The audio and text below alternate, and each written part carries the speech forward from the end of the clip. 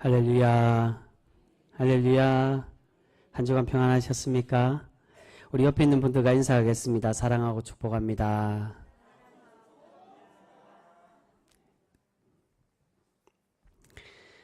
여러분, 계속 장마로 인해 많은 비가 내리고 있습니다. 그리고 우리나라의 이런 재난뿐만이 아니라 세계 곳곳에 보면 여전히 전쟁과 기근, 그리고 지진이 끊이지 않고 많은 어려움과 피해를 겪는 그러한 사람들이 있습니다. 우리가 이러한 때에 그러한 고난 중에 있는 이들을 위해서 우리가 기도하고 서로를 위해 축복하는 그러한 하나님의 구별된 복된 성도로 살아가는 우리 귀한 병성교회 모든 성도 되실 수 있기를 주님의 이름으로 축복합니다. 여러분, 미국의 대공황 때 리차드라는 목사님이 있었습니다. 이 목사님은 불우한 청소년을 돕는 미션 스쿨의 교장으로 심우를 하고 있었습니다. 그런데 대공황으로 인해 학교 운영비가 바닥이 나고 당장 아이들의 내일 아침 식사거리를 걱정해야 되는 어려운 재정난에 시달리게 되었습니다.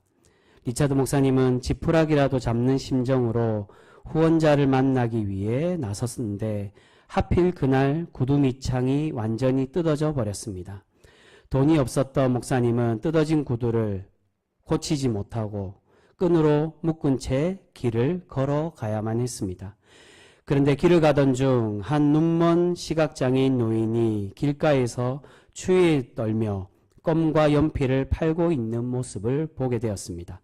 목사님은 자신의 처지도 어렵고 비참했지만 하나님의 마음이 그 노인에게 향하는 것을 느끼게 되었습니다.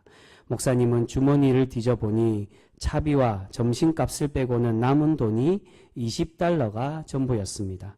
목사님은 잠시 고민은 했지만 불쌍한 노인을 위해서 그의 손에 이 가진 전부를 $20를 손에 쥐어 주었습니다. 그리고는 다시 길을 가려고 하는데 그 순간 그 모습을 뒤에서 유심히 지켜보던 한 중년 신사가 목사님을 불러 세웠습니다. 그는 그 지역의 유명한 구두 회사의 사장이었습니다. 그는 자신의 처지도 어려워 보이는데 더 어려운 사람에게 자비를 베푸는 이 목사님의 모습에 깊은 감동을 받았습니다. 그 사장은 목사님의 사연을 들은 후 그 자리에서 목사님이 신을 수 있는 최고급 구두 수십 켤레를 학교 아이들을 위해 기증하겠다라고 그렇게 약속을 했습니다. 그리고 이 인연을 시작으로 이 미션 스쿨의 평생의 후원자가 되어 주었습니다. 그리하여서 학교는 이후에 재정 걱정 없이 수천 명의 불황아들을 하나님의 일꾼으로 키워내는 그러한 학교가 되었다라고 합니다. 여러분, 위기가 닥쳤을 때도 자신보다 더 어려운 사람을 도와야 하는 것은 우리가 머리로는 잘 알고 있는 사실입니다. 그러나 실제 삶에서 우리가 그렇게 선행을 행하는 사람은 극히 드문 것을 볼 수가 있습니다. 하지만 하나님은 우리가 우리 자신보다 남에게 먼저 사랑과 은혜를 베풀고 선을 행할 때 우리의 그 모습을 기뻐하시며 우리에게 더 큰 은혜로 갚아주시는 줄 믿습니다. 여러분, 오늘 다윗은 또다시 어려운 문제에 빠지게 되었습니다. 오늘 본문에서는 모든 것을 잃고 생명의 위협을 겪는 어려움에 놓였지만 하나님의 방법으로, 자신의 방법이 아닌 이제 하나님의 방법으로 이 문제를 해결함으로 하나님의 구원하심과 풍성한 은혜를 체험받는 그러한 다윗이 되고 있는 것을 볼 수 있습니다. 여러분, 직전에 다윗은 하마터면 동족인 이스라엘과 전쟁을 할 뻔한 위험에 있었습니다. 그런데 하나님의 강권적인 은혜와 구원하심으로 다행히 자신의 동족과 전쟁하는 것은 피할 수 있도록 하나님께서 은혜를 베풀어 주셨습니다. 그리고 다시 자신의 성읍인 시글락으로 돌아왔는데 이곳에서 또 다른 어려움을 맞이하게 되었다는 것입니다. 다윗과 다윗의 부하 600명이 모두 성읍을 비우는 동안에 아말렉이 성으로 쳐들어와서 모든 가축과 재산을 훔쳐가고 또한 다윗의 가족과 부하들의 가족들 모두를 포로로 끌고 가 버렸다는 것입니다. 아말렉이 다윗의 성읍을 공격한 이유는 앞에 27장에 다윗이 이스라엘의 위협이 되고 또한 오래 숙적이었던 아말렉을 공격하고 그들을 죽였기 때문에 이에 대한 보복으로 이 아말렉이 시글락으로 쳐들어오게 되었던 것입니다. 그런데 더 큰 문제가 생겼습니다. 그 문제는 이렇게 모든 가족과 재산을 잃은 부하들이 다윗의 지도력에 의심하고 다윗을 돌로 쳐서 죽이려는 그러한 마음을 가지게 되었다는 겁니다. 여러분, 지금 다윗과 함께 하고 있는 이 부하들은 아둘람 동굴에서 만난 그 사람들이었습니다. 앞에 22장에 보시면 이들은 모두 불황자들이었고 또한 도망자들이었습니다. 후반에서 오늘 말씀 후반에 보면 또한 나오지만 이들 대부분은 불량배들이었음을 우리에게 말씀하고 있습니다. 그렇기에 자신들의 소유가 없어지니 이렇게 쉽게 자신의 지도자 다윗을 죽이려고 하는 마음을 먹게 되었다는 것입니다. 그런데 여러분, 이런 죽음의 위협에 놓인 이 다윗이 이 문제를 지금 어떻게 해결하고 있습니까? 바로 지금 다윗은 다른 방법이 아닌 하나님께 더욱 매달리고 하나님을 바라보고 있는 것을 볼 수가 있습니다. 우리 그 말씀 한번 보겠습니다. 6절 말씀입니다. 우리 6절 말씀 같이 보겠습니다. 시작. 백성들이 자녀들 때문에 마음이 슬퍼서 다윗을 돌로 치자 하니 다윗이 크게 다급하였으나 그의 하나님 여호와를 힘입고 용기를 얻었더라. 아멘. 여러분, 6절 중반에 보시면 다윗이 크게 다급했다라고 그렇게 말씀하고 있습니다. 원어로 보면 큰 위기를 느꼈다는 것입니다. 큰 위기가 닥쳐서 내가 위기에 빠졌구나 라고 그렇게 마음이 다급한 상태에 있었다는 겁니다. 여러분, 일반적으로 다윗과 같이 이런 생명의 위협을 느끼고 다급한 마음이 들면 대부분의 사람들은 이 문제를 어떻게 대처하게 될까요? 아마 자신의 능력과 지혜로 이 문제를 해결하려고 그렇게 노력을 했을 것입니다. 이들 중에서 그래도 자신을 지지하는 사람을 찾아서 이런 불손한 마음을 먹는 그 부하들을 처단하려고 했다든지 아니면 충신들만 데리고 다른 곳으로 도망을 가게 되었을 것입니다. 그런데 여러분, 오늘 다윗은 이 문제를 그렇게 해결하지 않았다는 것입니다. 오늘 말씀 6절 후반에 보시면 여호와를 힘입고 용기를 얻었다고, 즉 하나님만을 의지하고 하나님께 매달리고 있음을 우리에게 말씀해주고 있습니다. 여러분, 우리가 어려움을 닥칠 때 하나님을 찾고 하나님께 기도하는 방법은 항상 천천히 가고 돌아가는 방법처럼 우리가 그렇게 느낄 때가 많이 있습니다. 특히나 오늘 다윗처럼 크게 다급한 상황에서 이렇게 언제 돌에 맞아 죽을지 모르는 이런 위급한 상황에 그저 앉아서 하나님께 기도하는 것은 신앙인이 없는 사람들에게는 미련한 행동처럼 그렇게 보여질 수도 있다는 겁니다. 그런데 여러분, 하나님의 은혜로 사는 사람은 그렇지가 않다는 것입니다. 다윗은 이 절박하고 다급한 상황에 하나님을 더욱 의지하고 하나님을 통해 힘을 얻고 있는 것을 볼 수가 있습니다. 이렇게 하나님을 의지했던 다윗이 하나님께 더욱 가까이 나아가기 위해서 어떤 방법을 사용하고 있습니까? 바로 이 문제를 해결하기 위해 하나님께 이 문제를 해결해 달라고, 어떻게 내가 해결할 수 있는지 하나님께 묻고 있다는 것입니다. 우리 그 말씀도 보겠습니다. 7절과 8절 말씀입니다. 7절과 8절 말씀 우리 같이 읽겠습니다. 시작. 다윗이 아히멜렉의 아들 제사장 아비아달에게 이르되 원하건대 에봇을 내게로 가져오라. 아비아달이 에봇을 다윗에게로 가져가매 다윗이 여호와께 묻자와 이르되 내가 이 군대를 추격하면 따라잡겠나이까 하니 여호와께서 그에게 대답하시되 그를 쫓아가라. 내가 반드시 따라잡고 도로 찾으리라. 아멘. 여러분, 이전에 다윗은 블레셋으로 망명을 할 때 하나님께 묻지 않고 자신의 생각대로 결정하여 블레셋 땅으로 오게 되었습니다. 그런데 그 결과가 어떠했다는 것입니까? 바로 자신의 안일한 생각과 행동으로 동족 이스라엘과 전쟁을 해야 되는 그러한 위협에 빠졌다는 것입니다. 그런데 그럼에도 하나님은 다윗이 여전히 하나님의 백성으로 살아가려고 몸부림치고 하나님의 백성임을 잊지 않았기 때문에 다윗이 공경에 빠지지 않도록 은혜를 베풀어 주셨습니다. 그러한 은혜를 경험한 다윗이 이제는 깊이 깨닫고 하나님을 찾고 있다는 겁니다. 자신의 모든 문제를 해결할 수 있는 분은 오직 하나님밖에 없다는 사실을 그가 깨닫고 이제 하나님께 간절히 나아가고 있습니다. 여러분, 지금 자신의 집에 강도떼가 들어서 모든 것을 빼앗아 갔는데 그들을 쫓아가서 가족을 찾아오는 것은 당연한 일인 것입니다. 이것은 하나님께 꼭 묻지 않아도 누구나 알 수 있는 그러한 사실이라는 것입니다. 그런데 이렇게 당연하고 쉬운 결정도 다윗은 지금 어떻게 하고 있습니까? 하나님께 나아가 하나님께 질문하고 있다는 겁니다. 지금 다윗이 하나님께 묻고 있는 이유와 그 의미가 무엇입니까? 이 묻고 있다는 이 모습이 깊은 의미가 무엇을 우리에게 말씀하고 있는 것입니까? 바로 하나님의 구원을 허락하여 달라고 하나님께 찾고 하나님께 구하고 있다는 겁니다. 여러분, 지금 다윗은 아말렉과 전쟁하여 자신의 가족들을 찾아오려고 하나님께 질문하고 있습니다. 다윗은 이 문제를 해결하기 위해서 하나님의 뜻을 구하고 하나님의 결정에 순종하려고 그렇게 노력하고 있는 것입니다. 여러분, 지금 이 모습이 누구의 모습과 대조되는 모습이라고 할 수 있습니까? 바로 과거의 사울왕의 모습과 바로 대조되는 모습입니다. 과거 사울은 하나님께 책망받았던 모습으로 지금 이 다윗의 모습과 대조가 되고 있습니다.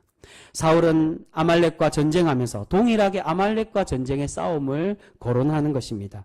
사울은 아말렉과 전쟁하면서 하나님의 말씀에 순종하지 않았습니다. 하나님이 분명히 모두를 진멸하라고 했는데 그 진멸은 깊은 의미의 신학적인 의미에서 하나님께 온전히 바치라는 의미입니다. 하나님을 의지하고 하나님 말씀에 순종하기를 원하셨는데 사울은 그러지 않았다는 것입니다. 그래서 사울이 어떠한 책망을 듣습니까? 사무엘 선지자에게 순종이 제사보다 낫다라고 꾸지람을 듣게 되었다는 것입니다. 하지만 다윗은 어떻습니까? 다윗은 그 사울 왕과 다른 행보를 가고 있습니다. 당연해 보이고 쉬운 결정인 것 같지만 이 작은 것 하나까지도 하나님께 질문을 하고 있다는 것입니다. 이것은 하나님께 순종하고 하나님의 뜻을 구하는 다윗 자신에게 은혜를 베풀어 주시고 구원을 허락하여 달라고 하나님을 붙들고 하나님께 매달리고 있는 것입니다. 이렇게 자신의 실수를 돌이키고 하나님께 순종하며 머리를 숙이는 다윗에게 하나님은 지금 응답해 주십니다. 아말렉을 이기고 빼앗긴 것을 찾을 것이라고 그렇게 말씀하여 주고 계십니다. 그런데 이러한 다윗의 헌신과 순종은 이후에도 계속 이어지는 것을 볼 수 있습니다. 이제 다윗과 그의 부하들은 아말렉을 쫓아가고 있습니다. 그런데 가던 중에 누구를 만납니까? 한 애굽 소년을 만나게 되었습니다. 이 소년은 사흘 동안 아무것도 먹지도 못하고 마시지도 못해서 탈진 상태에 빠져 있었습니다. 이런 애굽 소년에게 다윗은 먹을 것과 물을 주어서 이 소년을 보살펴 주었습니다. 그런데 놀랍게도 이 소년이 어디에서 온 사람이라고 그렇게 이야기합니까? 자신의 재산을 훔쳐간 바로 그 아말렉의 종으로 있었던 소년이라고 그렇게 대답을 합니다. 우리 13절 말씀 같이 보겠습니다. 우리 13절 말씀 같이 읽겠습니다. 시작. 다윗이 그에게 이르되 너는 누구에게 속하였으며 어디에서 왔느냐 하니 그가 이르되 나는 애굽 소년이요 아말렉 사람의 종이더니 사흘 전에 병이 들매 주인이 나를 버렸나이다. 아멘. 다윗은 이 소년을 보살펴주고 지켜주겠다는 약속을 하고 아말렉이 있는 곳으로 이 소년에게 안내를 받게 되었습니다.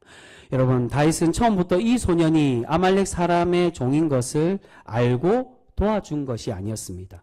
그저 한 애굽 소년이 죽어가고 있는 것을 보고 그를 살려주었다는 겁니다. 처음부터 아말렉과 전쟁할 때 도움을 줄 것이라는 것을 알고 그 생각을 하고 도와준 것이 아니라 그저 죽어가고 있던 소년을 긍휼한 마음으로 이 소년을 도와주고 살려주고 있는 것입니다.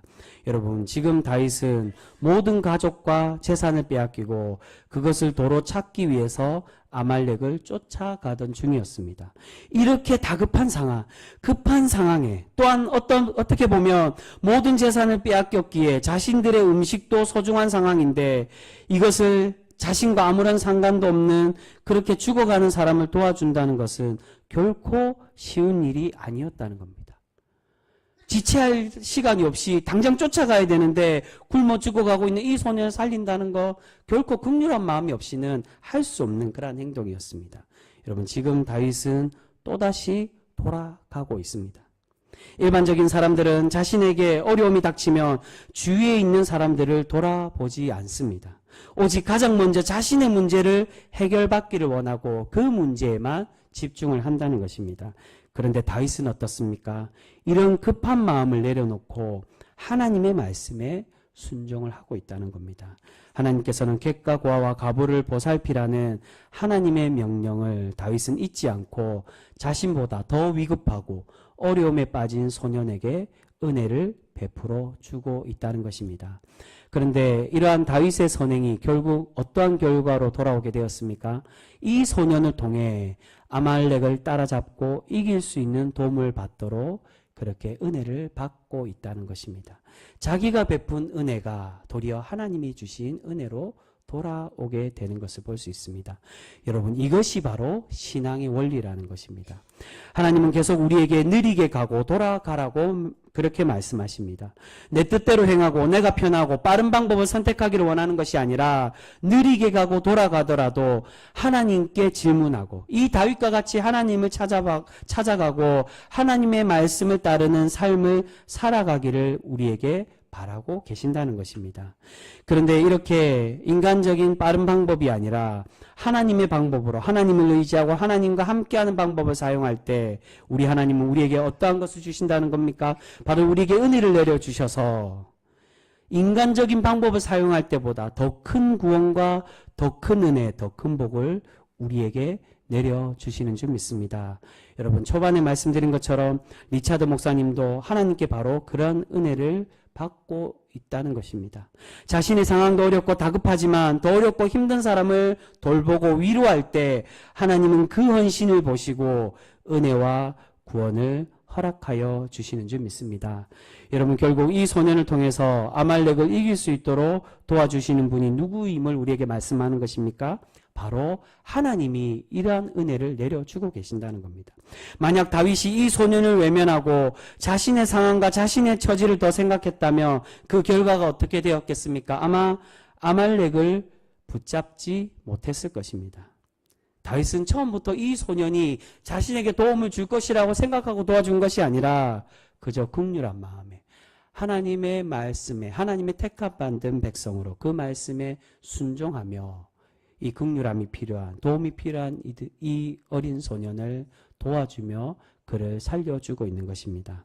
다윗은 이러한 은혜를 경험하고 이후에도 이러한 신앙의 원리와 은혜로 나라를 세워가고 있는 것을 볼 수 있습니다.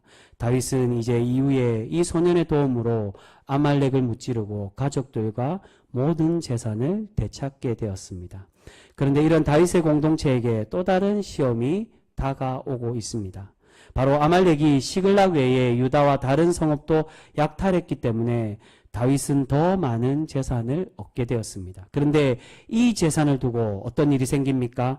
함께 싸웠던 400명의 군사들이 뒤에 처졌던 사람들, 함께 따라오지 않았던 200명의 군사, 피곤하여 뒤처진 사람들에게는 이 재산을 나눠주지 말고 가족들만 돌려주고 쫓아버리자고 그렇게 제안을 하고 있습니다. 우리 그 말씀 보겠습니다.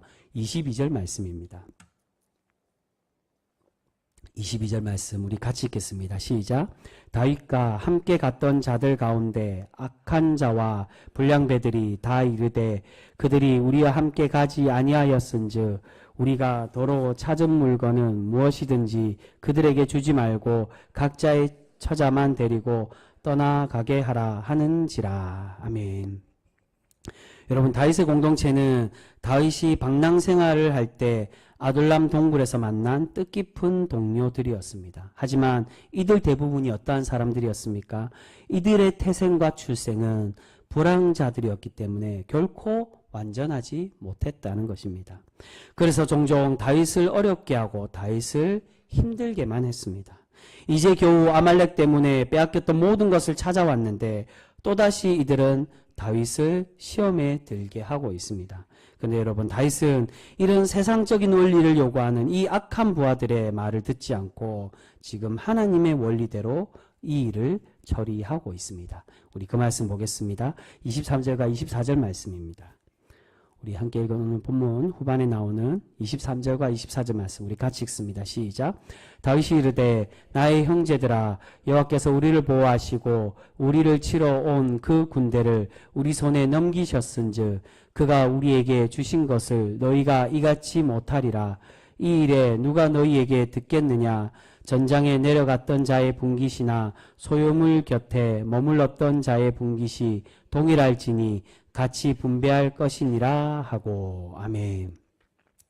23절에서 다윗이 지금 재산을 되찾고 더 많이 얻게 된 것이 누구 때문이라고 그렇게 고백합니까? 바로 하나님께서 주신 은혜라는 것입니다. 하나님께서 은혜 주신 선물인데 이것을 세상의 원리, 인간적인 방법으로 그렇게 배분하고 사용해서는 안 됨을 다윗은 이들을 설득하고 그렇게 고백을 하고 있습니다. 여러분, 세상 사람들은 지금 다윗의 이 악한 부하들이 말하는 이 원리가 당연하다라고 그렇게 말합니다. 일하지 않으면 먹지도 말아야 하고 세상 약육강식이 통하는 것이며 약하면 잡혀 먹는다라고 그렇게 말합니다. 그런데 하나님의 공동체는 어떻다는 것입니까? 그러한 곳이 아니라는 겁니다. 사실 지금 다윗이 세우는 이 나눔의 원칙은 오래전 모세와 여호수아 때부터 내려오던 그러한 법칙이었습니다. 이스라엘 백성들이 정복 전쟁을 할 때 성을 지키고 있던 사람들에게도 동일하게 그 싸워서 이겼던 전리품을 함께 나누며 함께 즐거워했습니다. 비록 함께 싸우지 않았더라도 전리품을 백성들과 함께 나누고 함께 기뻐했다는 것입니다.